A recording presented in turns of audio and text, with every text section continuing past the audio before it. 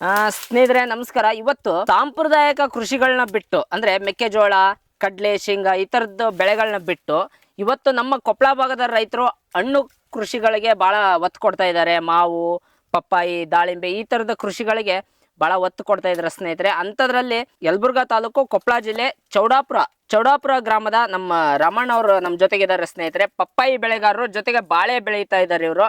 ಬನ್ನಿ ಇವ್ರು ಪಪ್ಪಾಯಿ ಮತ್ತು ಬಾಳೆ ಬೆಳೆ ಬಗ್ಗೆ ಮಾಹಿತಿ ತಿಳ್ಕೊಳ್ಳೋಣ. ಅವ್ರಿಗೆ ಹೇಗೆ ಅನಿಸ್ತು ಈ ಬೆಳೆ ಬಗ್ಗೆ ಅಂತ ಮಾಹಿತಿ ತಿಳ್ಕೊಳ್ಳೋಣ. ಬನ್ನಿ ಸ್ನೇಹಿತರೆ. ಅಣ್ಣ ನಮಸ್ತೆ. ನಮಸ್ತೆ. ಹೇಳ್ರಿ ಅಣ್ಣ, ಏನು ಬೆಳೆ ಕುಂತೀರಿ ಈಗ ನಿಮ್ಮ ತೋಟದಾಗ? ನಮ್ಮ ತೋಟದಲ್ಲಿ ಈಗ ಪಪ್ಪಾಯಿ ಇದೆ, ಆಮೇಲೆ ನೆಕ್ಸ್ಟ್ ಬಾಳೆ ಇದೆ, ಆಮೇಲೆ ಆ ಕಡೆ ಇನ್ನೊಂದು ತೋಟ ಇದೆ, ಅಲ್ಲಿ ಸೀಡ್ಸ್ ಎಲ್ಲ ಬೆಳಿತೀವಿ. ಜೋಳ, ಶೇಂಗಾ, ಸೂರ್ಯಕಾಂತಿ, ಸಜ್ಜಿ ಇವನ್ನೆಲ್ಲ ಬೆಳಿತಿದ್ವಿ. ಇವಾಗ ಚೆಂಡು ಬಾಳೆ ಹಚ್ಚಿದ್ವಿ ಅಲ್ರಿ, ಬಾಳೆ ಜೊತೆಗೆ ಇಟ್ಟ ಚೆಂಡು ಇಟ್ಟಿದ್ದಿಲ್ಲ. ಕುಷ್ಟಿಗೆ ಹೋದಲ್ಲಿ ಸುರೇಶ ಭೇಟಿ ಅದ ಮೀಟ್ ಅದಾದ್ಮೇಲೆ ಆಮೇಲೆ ಹಿಂಗ ಪಪ್ಪಾಯಿ ಮಾಡಂತ ಗಂಟು ಬಿದ್ದ. ಅದಾದ್ಮೇಲೆ ಸರಿಯಪ್ಪ ಆತ್ ನೀನ್ ಹೆಂಗ್ ಹೇಳ್ಕೊಂಡ್ ನಂಗೆ ಕೇಳ್ಕೊಂಡ್ ಮಾಡ್ತಂತ ಸಸಿ ತರಿಸಿ ಕೊಡಕ್ ಅಂತಂದಿವಿ. ತರಿಸಿ ಕೊಡ್ತಂತ ಅಂತಂದ ಮತ್ತೆ ಆತ ಹೆಂಗ್ ಹೇಳ್ತಾನ ಅದಕ್ಕಿಂತ ನಾನು ಅವ್ರ ಅಪ್ಪನಂತ ಮಾಡಿದ್ದೆ. ಹಂಗ ಅಂದ್ರೆ ನೀವು ಫಸ್ಟ್ ಬೇರೆ ಬೆಳಿತಿದ್ರಿ ಇದ್ದು ಹಿಂಗ ಈ ತರ ತನ್ನ ಲೆಕ್ಕಕ್ಕೆ ನಾಟಿ ಮಾಡಕ್ ಹೇಳಿದ್ನ. ಮತ್ ನಾವೇನ್ ಮಾಡಿದ್ವಿ ಅದಕ್ಕಿಂತ ಸುರೇಶ್ ನಾನು ಹಿಂಗ್ ಮಾಡ್ತನಾಗಾರ ಹೊಸ ಹೊಸ ಐಡಿಯಾ ಚಾಲೆಂಜ್ ಹಾಕಿ, ನೀನು ಚಾಲೆಂಜ್ ಹಾಕಿ ಮಾಡೋಣ, ನಾನು ಚಾಲೆಂಜ್ ಹಾಕಿ ಮಾಡ್ತಂತಂದು ಎಲ್ಲ ಡ್ರೈನೇಜ್ ತೆಗೆದು ಸಪ್ಪೆ ಹಾಕಿ. ಏನು ಹೆಂಗ ಡ್ರೈನೇಜ್ ತೆಗ್ದಣ್ಣ? ಇವನ್ನೆಲ್ಲ ಡ್ರೈನೇಜ್ ತೆಗೆದ್ರಿ ಕಂಪಲ್ಸರಿ. ಲೈನ್ ಹೊಡೆದ್ ಬಿಟ್ಟಿದ್ರಿ ಫುಲ್. ಅದ್ರೊಳಗೆ ಒಂದು 100 ಗಾಡಿ ಸೊಪ್ಪೆ ಹಾಕಿ. ಯಾಕೆ ಹಾಕಿದ್ರಿ ಸೊಪ್ಪಿನ? ಇದೆಲ್ಲ ಪಪ್ಪಾಯಿಗೆ ಎಲ್ಲ ಅಷ್ಟು ಖುಷಿ ಇದು ಸಾವಯವ ಆಗಲಿ ಅಂತಂದು ಹಾಕಿದ್ರಿ.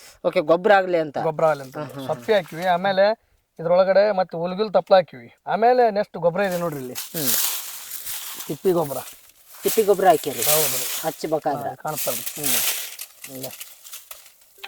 ತಿಪ್ಪಿ ಗೊಬ್ಬರ ಇದ್ರಿ ಎಲ್ಲ. ಆಮೇಲೆ ತಿಪ್ಪಿ ಗೊಬ್ಬರ ಮನೆದ ತಿಪ್ಪಿ ಗೊಬ್ಬರ.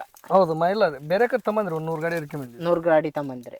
16 ಎಕರೆಗ 16 ಎಕರೆ ಬಾಳೆ ಬಂತು, ಪಪ್ಪಾಯಿ ಬಂತ್ರಿ. ಓಕೆ, ಎರ್ಕೊಂಬಂದು ಇದೆಷ್ಟೆಲ್ಲ ಮಾಡಿದ್ರಿ. ಮತ್ತೆ ಸುರೇಶ್ ಹೆಂಗೆ ಹೇಳ್ತಾನೆ ಕೇಳ್ಕೊಂತ ಹೋದ್ವಿ. ಮತ್ತೆ ಅಲ್ಲೇ ನಮ್ಗೆ ಇನ್ನೊಬ್ರು ರೆಡ್ಡಿಯರ್ ಅಂತಾರೆ, ಅವ್ರ ಜೊತೆಗೆ ಇವರು ನಾನು ಮೋರ್ ಕಾಂಟ್ಯಾಕ್ಟ್ ಮಾಡ್ಕೊಂತ ಅವ್ರು ಹೆಂಗೆ ಹೇಳ್ತಾರೆ ಹಂಗೆ ಕೇಳ್ಕೊಂತ ಮಾಡ್ಕೊಂತ ಹೋದ್ವಿ. ಚೆನ್ನಾಗಿ ಬಂದೈತ್ರಿ ಬೆಳೆ. ಇವಾಗ ನೀರು ಕುಂಠಿತ ಆಗೈತ್ರಿ ಒಂದ್ ಸ್ವಲ್ಪ. ಬೇರೆಯವ್ರ ನೀರು ತಗೊಂಡ್ ಅವು ಇವು ಅಂತಂದು ಬೇರೆ ನೀರು ತಗೊಂಡ್ ಮಾಡಕತ್ತವ್ರಿ. ಹಂಗ ನೀರು ಕಮ್ಮಿ ಐತಿ ನಿಮ್ದು? ಇಲ್ಲ, ನೀರು ಬೇಜಾನ್ ಅದ ರೀ. ಇವಾಗ ಎಲ್ಲ ಕಡೆ ಬರಗಾಲ ಬಿದ್ದಕ್ಕ ನೀರೆಲ್ಲ ಕಡಿಮೆ ಆಗ್ಯಾವ್ರಿ. ಹಂಗ ಇದ್ರೊಳಗನ ಹಾಸ್ತೀವಿ, ಡ್ರಿಪ್ಪಿಗೂ ಕೊಡ್ತೀವಿ. ಇವಾಗೆಲ್ಲ ತಳಿ ಯಾವ್ದಣ್ಣ ಇದು? ಇದು 15 ರೀ. ಏನ್ 15 ತಳಿ ಅಂತಂದು. 15 ತಳಿ ಅಂತ ಒಂದ್ ತಳಿನ ಐತಿ ಸಪ್ರೇಟ್? ಮಹಾರಾಷ್ಟ್ರದ್ರಿ ಇದು? ಕರ್ನಾಟಕದಲ್ಲ? ಕರ್ನಾಟಕದಲ್ರಿ.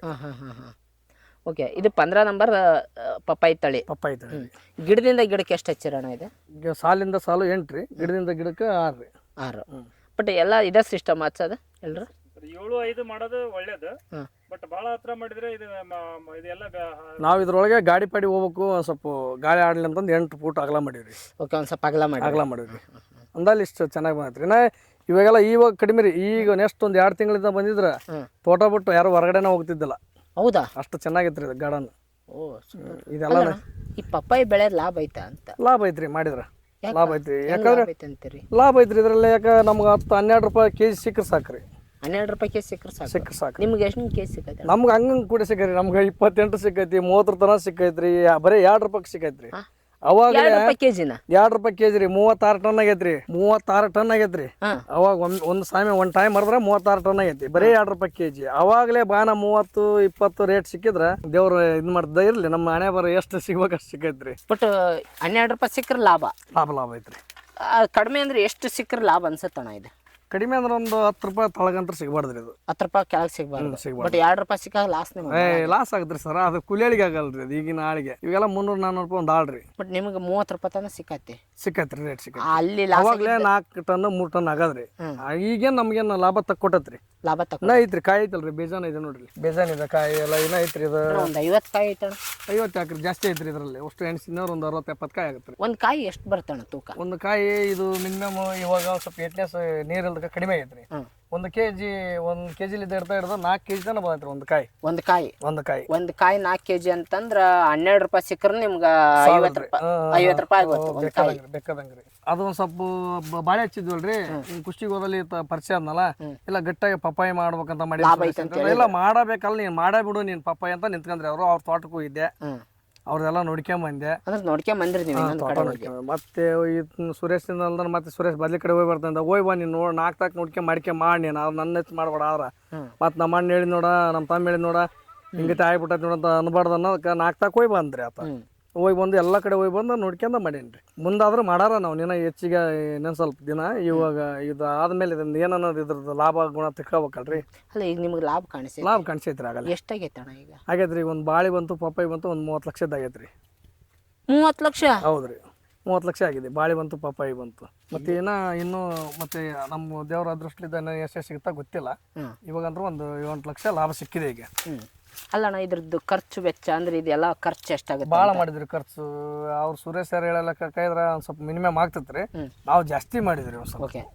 ಏನು ಖರ್ಚು ಜಾಸ್ತಿ ಆಗಿದ್ದು ನಿಮ್ಗೆ? ಡ್ರೈನೇಜ್ ಅದು ಸೊಪ್ಪಿ ಏರಿದ್ವಲ್ರಿ ಅದೊಂದು ಖರ್ಚು ಜಾಸ್ತಿ ಆಯ್ತು. ಆಮೇಲೆ ಡ್ರೈನೇಜ್ ಅಂದ್ರೆ ಉದ್ದಕ್ಕೆ ತೆಗ್ದಿದ್ರಿ? ಲೈನ ತೆಗೆದಿದ್ರಿ. ಆಮೇಲೆ ನೆಕ್ಸ್ಟ್ ಗೊಬ್ಬರ ಏರಿದ್ವಿ. 100 ಟ್ರಿಪ್ಗೆ ಗೊಬ್ಬರಕ್ಕೆ ಅಲ್ಲೇ ಆಗ್ಬಿಡ್ತೀವಿ 8 ಲಕ್ಷ ರೂಪಾಯಿ ಹೆಚ್ಚು ಕಡಿಮೆ. ಅಯ್ಯೋ, ನಿಮ್ಗೆ 16 ಎಕರೆ ಸೇರಿ ಎಷ್ಟು ಬಂದೈತೆ ಅಣ್ಣ ಖರ್ಚು? ಎಲ್ಲ ಬಂತು 22 ಲಕ್ಷ ಬಂದ್ರಿ. 22 ಲಕ್ಷ ಟೋಟ್ಲಿ. ಈಗ ಇಲ್ಲಿವರೆಗೂ ಅಂತಂದ್ರೆ ನೀವು ಹಣ್ಣು ಮಾರಿದ ರೊಕ್ಕ ಎಲ್ಲ ಬಂತು ಅಂದ್ರೆ ಹಣ್ಣು ಮಾರಿದ 30 ಲಕ್ಷ ಆಗೈತ್ರಿ. ಅದು ಬಾಳೆ ಬಂತು ಪಪ್ಪಾಯಿ ಬಂತು. ಪಪ್ಪಾಯಿ ಬಂತು ಬಾಳೆ ಬಂತು ಅಂದ್ರೆ ಈಗ ಒಂದು 8 ಲಕ್ಷ ರೂಪಾಯಿ ಲಾಭದಾಗದೆ.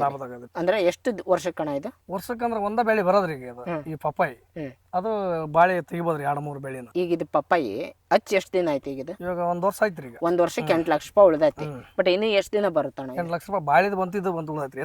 ಮಿನಿಮಮ್ ಅಂದ್ರೆ 2 ಸೇರಿ ಎರಡು ಒಟ್ಟಿಗೆ ಮಾಡಿರೋದ್ರಿಂದ 2 ಒಟ್ಟಿಗೆ ಲೆಕ್ಕ ಹಾಕಮ್ ನಾವೀಗ. 8 ಲಕ್ಷ ರೂಪಾಯಿ ಲಾಭ ಬಂದೈತಿ ಈಗ. ಓಕೆ, ಈಗ ಇನ್ನು ಇದು ಎಷ್ಟು ವರ್ಷ ಬರ್ತಣ್ಣ? ಆಯ್ತ್ರಿ ಇನ್ನೊಂದು ಹಿಂಗ ಮತ್ತೆ ನೀರು ಪಾರು ಹೋದ ಅಂದ್ರೆ ಇವಾಗ ಹೋಗತ್ರಿ. ಅದೇನು ಹೇಳಕ ಬರಲ್ಲ. ಒಂದು 8 ದಿನದಾಗ ಇರಲ್ಲ. ಮತ್ತೆ ದೇವ್ರ ದಯಲ್ಲಿದ್ದ ಮಳೆ ಆತಂದ್ರೆ ನಾ 2 ತಿಂಗಳು 3 ತಿಂಗಳು ಹರಿಬೋದ್ರಿ ಇದನ್ನ. ಇನ್ನು 2-3 ತಿಂಗಳು. ಸೂಪರ್. ಇನ್ನೊಂದು 8 ಲಕ್ಷ ರೂಪಾಯಿ ಲಾಭದಾಗ 8 ಲಕ್ಷ ಆದ್ರೂ 3-4 ಲಕ್ಷ ಸಾಕ್ರಿ. ನಮ್ಗೆ ಹೆಚ್ಚಿನ ಆಸೆ ಅಲ್ರಿ. ಅದಾಗ ನಮ್ಗೆ ಆಸೆ ಇದ್ದೇ ಇರ್ತ. ಆಯ್ತು ಬಿಡೋಣ. ವರ್ಷಕ್ಕೆ 12 ಲಕ್ಷ ಲಾಭ. ಹೆಚ್ಚು ಕಡಿಮೆ ಒಂದು 10 ಲಕ್ಷ ಅಂತ ನಾವು ರೇಟ್ ಸಿಕ್ಕಿಲ್ಲ ಈ ವರ್ಷ. 2 ರೂಪಾಯಿ 1 ಕೆಜಿ ಸಿಕ್ಕೈತಿ. 8 ಲಕ್ಷ ರೂಪಾಯಿ ಲಾಭದಾಗ ಅದ ನಮ್ಮ ರವಿ. ಇಲ್ಲ ಇವಾಗ ರೇಟ್ ಎಲ್ಲ ಬೇಸೈತ್ರಿ. ಈಗ ಚೆನ್ನಾಗೈತಿ. ಒಂದು 14, 13, 12 ಹಿಂಗೆ ನಡೆಯುತ್ತೆ ಆಕೈತ್ರಿ. ಇದೇ ಥರನ ಸಿಕ್ಕರೆ ಸಾಕ್ರಿ. ಕುಂಠಿತ ಏನಿಲ್ಲ. ಕುಂಠಿತ ಇದೆ. ಅವಾಗಲೇ 2 ರೂಪಾಯಿ ಸಿಕ್ತಲ್ರಿ. ಅವಾಗ ಒಂದು ಸ್ವಲ್ಪ ಭಾರಿ ಹೊಡ್ತಾತ್ರಿ ನಮ್ಗೆ. ಅದ ಟೈಮ್ನಾಗ ಬರೋ ಟೈಮ್ನಾಗ 2 ರೂಪಾಯಿ ಸಿಕ್ತಿ. 2 ರೂಪಾಯಿ 3 ರೂಪಾಯಿ ಲಾಸ್ಟ್ 4-5 ರೂಪಾಯಿ ರೀ. ಭಾರಿ ಓರ್ರಿ ಅವಾಗ. ಈಗ ಯಾರಾದರೂ ಪಪ್ಪಾಯಿ ಬೆಳಿಬೇಕು ಅನ್ನೋರ್ಗೆ ಏನು ಟಿಪ್ಸ್ ಕೊಡ್ತೀರಣ್ಣ? ನೀವು ಆಲೇ ಈಗ ಬೆಳೆದಿರೋ ಅನುಭವ ಐತಿ? ಇಲ್ಲ ಅವ್ರು ಬಂದು ಮಾಹಿತಿ ತಗೊಂಡು ಹೊಲಕ್ಕೆ ನೋಡ್ಕೊಂಡು ಹೋಗ್ಲಿ. ಹಚ್ಚಿ ಇದನ್ನೇನು ನಾವೆಲ್ಲ ಇದೊಂದಲ್ರಿ. ಯಾವ್ದು ಬೆಳೆ ಆಯ್ತು ಹಚ್ಚಿದ ಮೇಲೆ ಹೊಲ್ದಾಗ ಆತ್ಕೊಂಡು ನಿಂತ್ಕೊಂಡು ಬೈಕ್ಯಂಡು ಮಾಡಿದ್ರೆ ಕೆಲಸ ರೀ ಇದು. ಸುಮ್ಕೆ ಏನೋ ಹಚ್ಚಿ ಏನೋ ಎಲ್ಲೇ ಅಡ್ಡಾಡಿದ್ವಿ ಎಲ್ಲೇ ಮಾಡಿದ್ವಿ ಅಂದ್ರೆ ಆಗೋದಲ್ರಿ. ಯಾವುದೋ ಬೆಳೆ ಆದ್ರೆ ಅದು ಏನಪ್ಪ ಇವು ಎಲ್ಲ ತಪ್ಪಲ್ ದಿನಸ್ರಿ. ಇವು ಯಾವ ಟೈಮ್ನಾಗ ರೋಗ ಬರ್ತವೆ ಅನ್ನೋಕೆ ಬರಲ್ಲ. ಯಾವ ಟೈಮ್ನಾಗ ಏನು ಬರ್ತೈತೆ ಅನ್ನೋಕೆ ಬರಲ್ಲ. ಡೈಲಿ ಹೊಲ್ದಾಗ ಇರ್ಬೇಕು. ಇಂಥದ್ದು ಬಂದೈತಿ ಇಂಥದ್ದೆಲ್ಲ ನೋಡ್ಬೇಕು. ಎಲ್ಲದು ಏನೇನು ಹಾಕ್ಬೇಕು ಅದಕ್ಕೆಲ್ಲ ಹಾಕ್ಬೇಕು. ಹಾಕ್ಯಂದು ಮಾಡ್ಕೊಂಡ್ರೆ ನಮಗೆಲ್ಲ ಲಾಭ ಸಿಕ್ಕೈತೆ ರೀ.